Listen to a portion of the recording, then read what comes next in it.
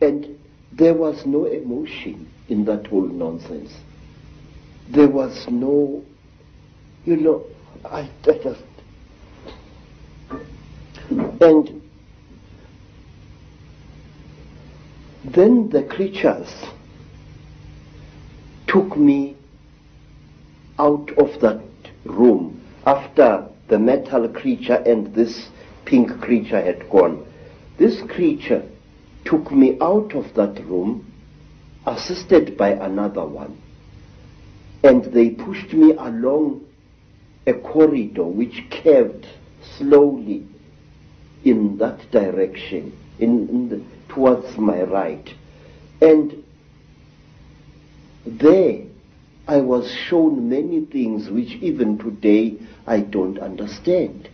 I was shown little versions of this creature swimming in huge cylinders made out of what looked like glass, in a pinkish liquid, like ugly little frogs inside the liquid.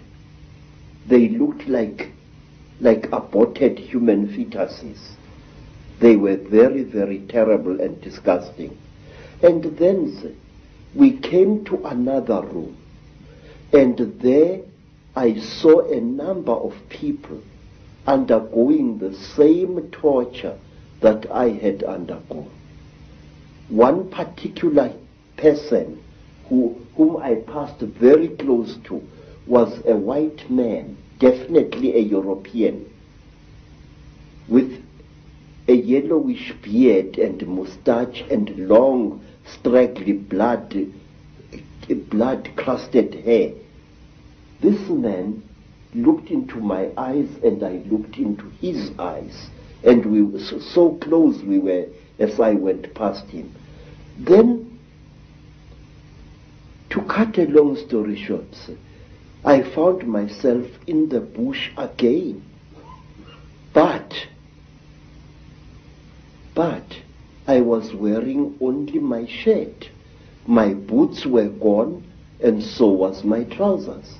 So I took off my shirt and wore it around my waist as a loincloth.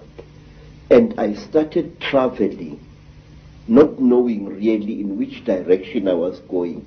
Then I came to a track, and I walked along that. And some time later, I saw people coming towards me. It was a group of young men and young women, Mashona people, and they were going to a trading store, I later learned. I asked them where Elizabeth Moyo's homestead was, and they directed me to it. But they kept a safe distance away from me. And later I learned why. I was carrying a horrible, non-human smell upon me.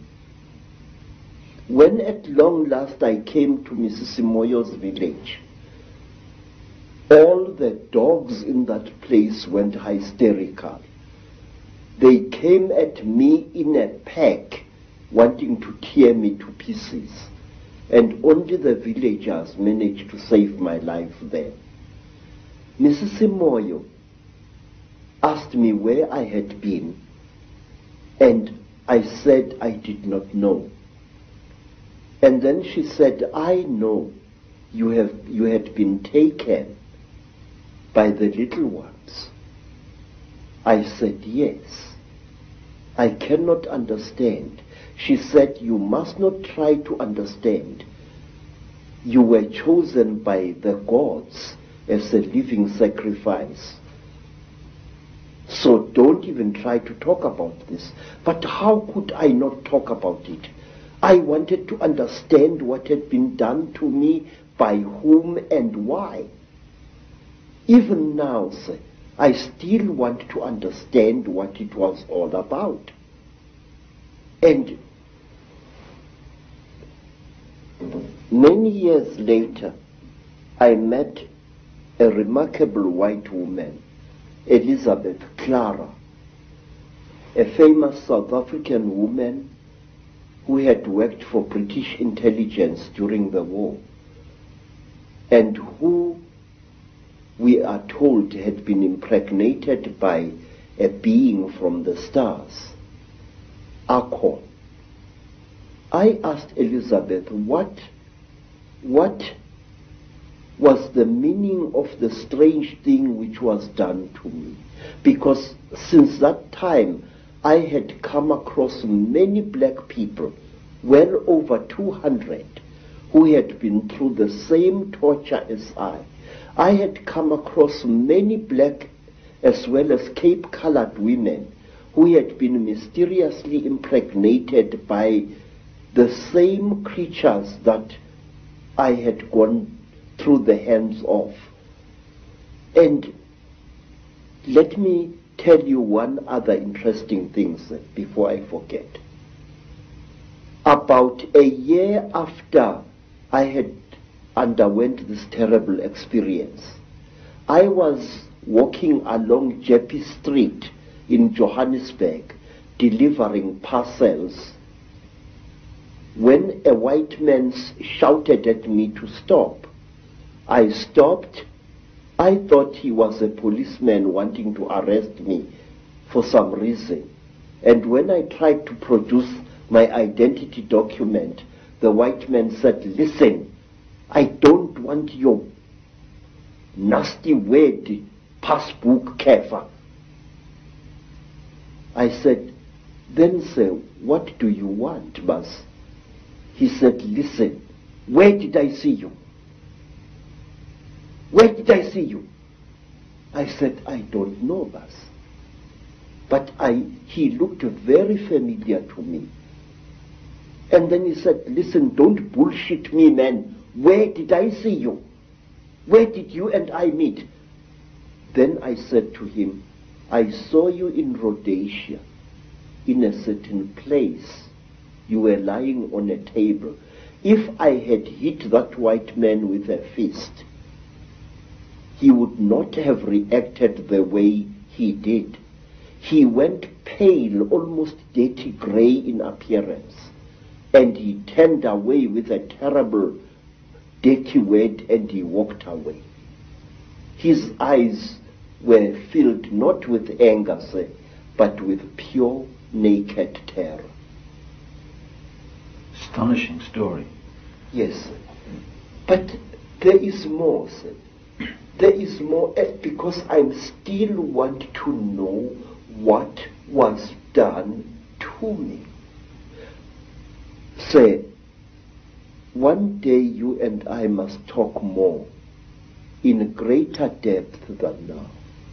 I would like to tell you that since that time I have found that I know things that a man of my standard of education shouldn't know. These hands, and those who know me can confirm this, these hands not only have made these sculptures using ancient African metal casting secrets. These hands, believe it or not, can make guns and working jet engines. And one day I wish you to come back to South Africa and I will show you one of these things. I know things which I shouldn't know, and it started at that time. Now, you see, sir, I want to know, what am I? Since that terrible time, my life as a man was really messed up. And one day let me tell you, sir, since that time, I have become a very confused creature.